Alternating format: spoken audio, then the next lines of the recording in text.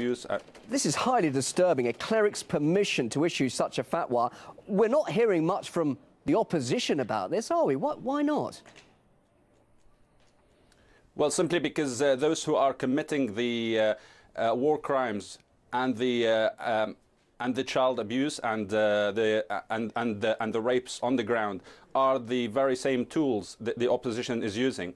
The opposition on the ground has militants, so-called FSA or so-called Free Syrian Army, as well as those who fight under the umbrella of Al-Nusra Front or Al-Qaeda or other similar affiliations.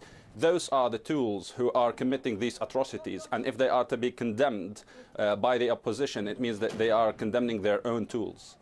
And human rights groups, they're complaining the situation is getting very little coverage. We're talking about it now with you here on RT, but why do you think the media is generally ignoring this?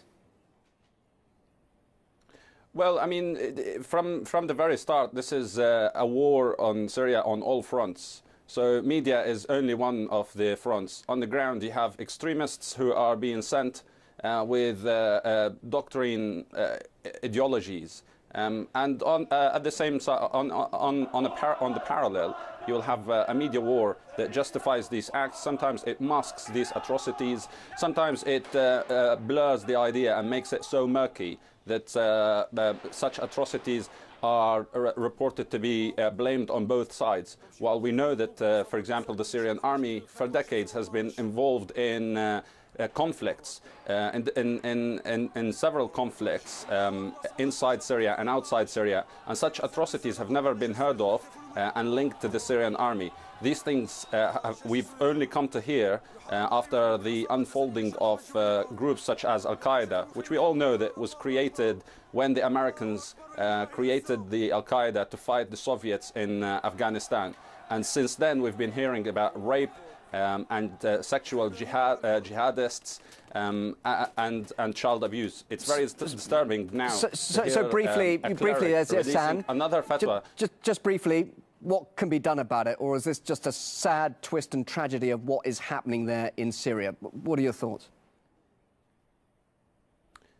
Well, I mean, ideally, halting the support to these extremist groups, but knowing the reality, the West is going to do very little about this. It's very now important to clarify a few points, Bill, about this issue.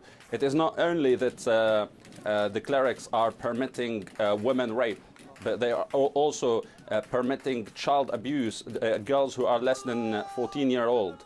And it is not only about one certain sect, and it's not only towards Alawites or towards Christians. This is somehow a spin to the story. Actually, the Sunnis themselves, who are in the refugee camps in Jordan, are being exposed to the same threat and are being also abused.